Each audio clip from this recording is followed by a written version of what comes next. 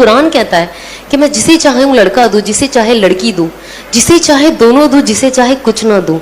तो जब ये कुरान कहता है तो अल्लाह ही देने वाला है। हम क्यों इतना अल्लाह से निराश होते हैं? हमको बस अल्लाह से मांगते रहना है, हमको मांगते रहना है। जब तक हमारे अंदर ताकत है हमें अल्लाह से मांगते रहना है। अब मैं इसका आपको पर्सनल एग्जाम्पल बताती हूँ।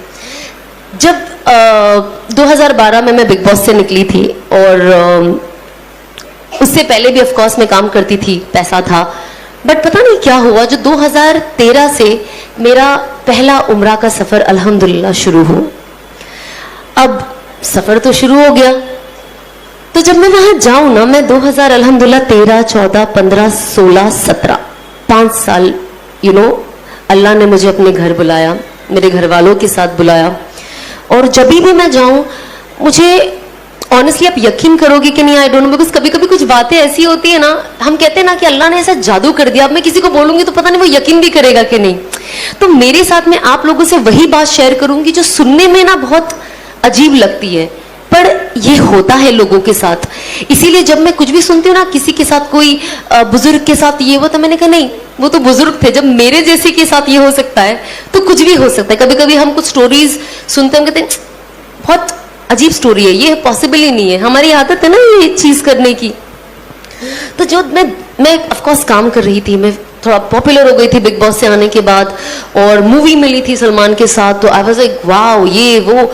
बट जब मैं उम्रा के लिए गई पहली बार, और जब ऑफ कोर्स जब आप काबा देखते हो तो आपकी आंखों से वैसे ही रोना आ जाता है, वो कोई नहीं रोक सकता है, वो खुशी के आंसू है। और ऑफ कोर्स गम के, वहां जाके इंसान को, मैं कहती हूँ, जब से उसका होश संभाला हो तब से लेके अभी तक के सारे गुनाह याद आ जाते हैं फॉर सम रीजन। तो जब मैंने पहली बार काबा देखा, और मुझसे पहले ही कहा गया था कि जब आप पहली बार काबा देखो ना, तो अल्लाह से खूब दुआ मांगो, खूब दुआ मांगो, और हर वो चीज मांगो जो आपके दिमाग में आती है। और मैंने सोचा जब मैं जाऊंगी तो मैं अल्लाह से मांगूंगी कि अब जब मैंने काबा देखा है तो लोग कहते हैं कि जो मांगो काबा पहली बार देख के दुआ कबूल होती है, दुआ तो हमेशा कबूल होती है। बहुत सारी ये रिवायतें ना मैंने अपनी लाइफ में तोड़ दी। मैंने कहा ऐसा मनगढ़ंत कहानियां बंद करे, लेकिन आप तो काबा सिर्फ देखने में ही अल्लाह की कितनी, कहते 20 रहमतें उतरती है, जो ओवरऑल ये फजाइल अमाल में है, वॉल्यूम 2 में। अभी मेरी नई तालीम हो रही है तो थोड़ी बहुत ऊपर नीचे हो जाता है, प्लीज माफ कर देना। आई एम श्योर आप लोग मुझसे बहुत ज्यादा जानते हो, मतलब वो होता है ना, टीचर के आगे बच्चा बोल रहा है, वही बात है। तो बस आप लोग सब मेरे टीचर हो, और मैं कोशिश कर रही हूँ सीखने की और बोलने की। जब मैं बोलती हूँ तो मुझे याद हो जाता है और पक्का। और आप लोगों को हर चीज बताने का सिर्फ यही नजरिया है कि वो अमल में अपने अंदर ले आऊं, क्योंकि हमको सबको शैतान से बचना है मरते दम तक। तो जब मैं वहां गई ना, तो मुझे ऐसा लगता था, पहले मैं जाऊंगी ना, मैं कहूंगी और पिक्चरें दे दे अल्लाह मियां मुझे, और काम दे दे, और पॉपुलर कर दे। मेरे दिमाग में यही था। पर अब यकीन नहीं मानोगे, जब मैं गई और मैंने पहली बार काबा देखा, मेरे दिल से ये दुआ निकली कि अल्लाह मुझे हिदायत दे दे।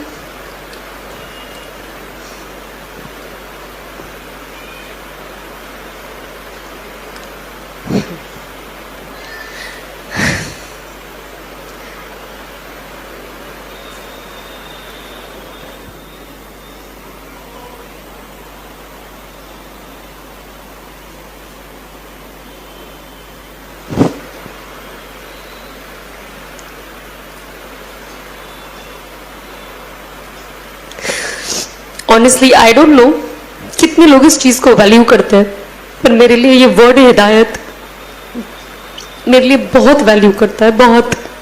इस चीज ने मेरी दुनिया और शायद मेरी आखिरत बदल दी है। और कहीं ना कहीं जो अज़बाबी तौर से दिखता है, मैं सोचती हूँ शायद मुझे जहन्नम की आग से बचा लिया है। तो जब ये वर्ड ही आता है ना, तो मेरा दिल बहुत भर जाता है कि अल्लाह ने कैसा कर दिया।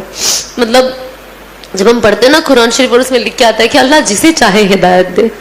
तो जब मैं एंड आती है ना एक और, कि I was lost and he found me and he guided मी।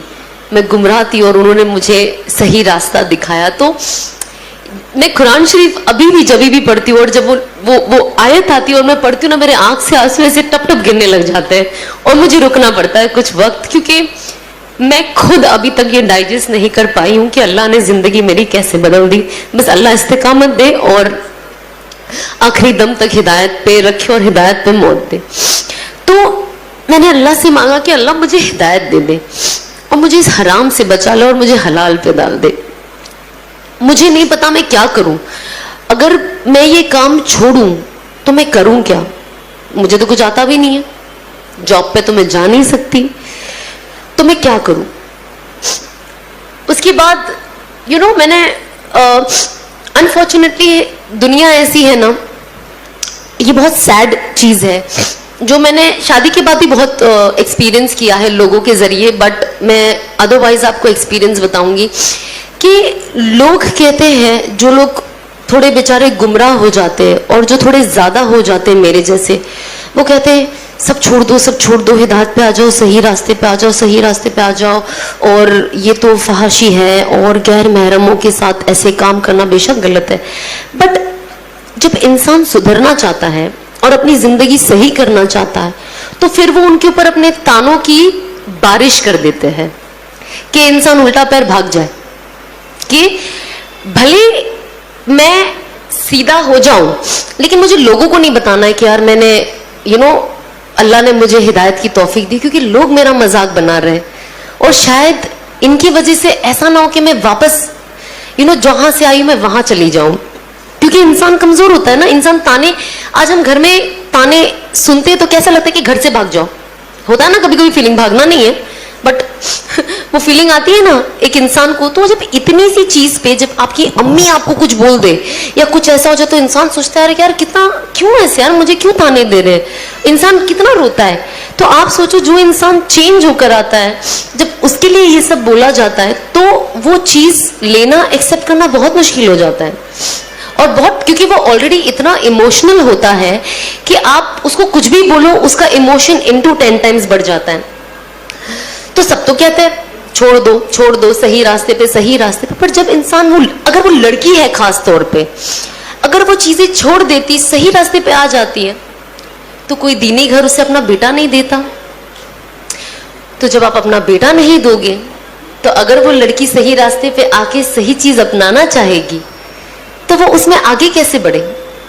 हम जब ये बात आती है ना कुर्बानियों की, और जब हम हदीसें पढ़ते हैं तो हम ना ये सारे एग्जाम्पल्स लोगों को तो बहुत अच्छे से दे देते हैं, बट जब वो अपने पे आती है ना तो हम वो करना पसंद नहीं करते। इसीलिए मैं मेरे हस्बैंड की बहुत ज्यादा शुक्रगुजार हूँ और साथ ही साथ मेरे सास ससुर की, कि जो ये सारा सिचुएशन देखकर मुझे खुशी खुशी एक्सेप्ट किए।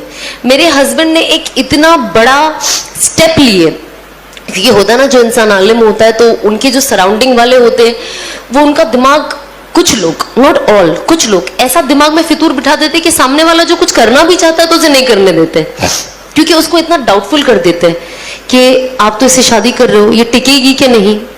मतलब मेरी निकाह पे तो ऐसी ऐसी बातें उठी थी, मैं टिकूंगी कि नहीं, शादी मेरी 6 महीने भी नहीं टिकेगी और मैं वापस वही हो जाऊंगी जो मैं थी।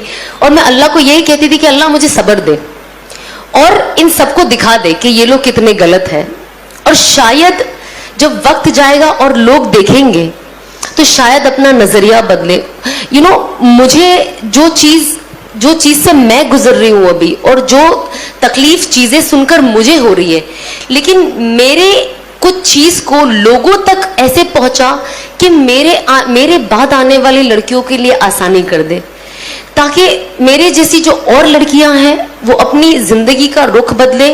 और अनस को देखकर जो लड़के हैं वो ये करने के लिए आगे बढ़े कि हमें लाया गया, इस हमें बातों के लिए तो ना लाया गया है। मैं तो यहाँ बैठ के बड़ी बड़ी बातें कर सकती हूँ, बड़ी बड़ी बातें कर सकती हूँ, लेकिन अगर मैं वो अमल नहीं करती हूँ तो कोई पॉइंट ही नहीं है। और अल्लाह कहता है ना कि जब आप दाई बनो और जब आप लोगों को कुछ बोलो, अगर मैं आज आपको बोलूंगी ना कि आपको 2 रकात नफिल पढ़नी है तो मुझे 4 रकात तो एटलीस्ट पढ़ने वाली होना चाहिए, तब अल्लाह मेरी बातों में वो वजन देंगे और वो जोर देंगे जो आप लोगों के दिल में जाके उतरेगी। वरना सिर्फ बातें यहाँ से सीधा वो डोर के बाहर हवा में निकल जानी है। फिर अल्लाह कहेंगे जब ये खुद ही कुछ नहीं करती है तो आपके दिलों में लाना मुश्किल है ना। तो ये बहुत जरूरी है कि हम किस चीज के बारे में क्या सोचते हैं। हमें सोच के साथ, हमें कहते हैं ना, हम प्रीच करने वाले नहीं बने सिर्फ, you practice what you preach. आप जो बोलते हैं आप खुद प्रैक्टिस करें। तो मैं ऑफ कोर्स बातें करने से पहले मैंने प्रैक्टिस करना शुरू किया, और जितनी चीज मैं अभी प्रैक्टिस करती हूँ मैं वो चीज बातें करती हूँ, और जो चीज मैंने नई नई अमल में लाई है मैं वो भी कोशिश करती हूँ कि मैं शेयर करूँ, ताकि साथ ही साथ जिन किसी को एक्चुअली पता, आप यकीन नहीं मानोगे, जैसे मुझे मेरे शौहर एक कोई बता देते कि आप ये पढ़ो, ये पढ़ने के बाद ये ज्यादा जरूरी है और इससे फलाना फलाना फायदा है। पता है मेरी सबसे पहली फीलिंग क्या होती है? मैं जल्दी से इंस्टाग्राम पे डाल दूं ताकि सब पढ़ ले और सबको ये फायदा हो जाए। आज अल्लाह ने ऐसा किया है कि ये फीलिंग सबसे पहली फीलिंग है जो मेरे दिल में आती है कि लोगों का फायदा हो, लोगों का फायदा हो। जैसे इन्होंने कहा, कुरान में लिखा है उखरिजत लिन्नास, कि हमें बनाया गया है एक दूसरे की बेहतरी के लिए। अल्लाह कहता है कि आप जाए और लोगों को बताएं कि मुझे क्या पसंद है, और लोगों को जाकर ये भी बताएं कि मुझे क्या नहीं पसंद है। और जो मेरी सुन्नतों को फॉलो करेगा और हुजूर पाक सल्लल्लाहु अलैहि वसल्लम की सुन्नतों को फॉलो करेगा, वो बिल्कुल कामयाबी के रास्ते पे है। तो यही तो कुरान हमें कहता है एकदम खुले अल्फाज में। इसमें रीड बिटवीन द लाइन कुछ नहीं है कि अब आप इसके कितने मतलब निकालोगे, इसका कोई मतलब नहीं है। कट एकदम स्ट्रेट पॉइंट टू पॉइंट लिखा हुआ है। इसमें हमें कोई आगे पीछे की कोई दलाइल नहीं है, एकदम स्ट्रेट है। अगर ये कोई नहीं समझे तो वो बेवकूफी होगा।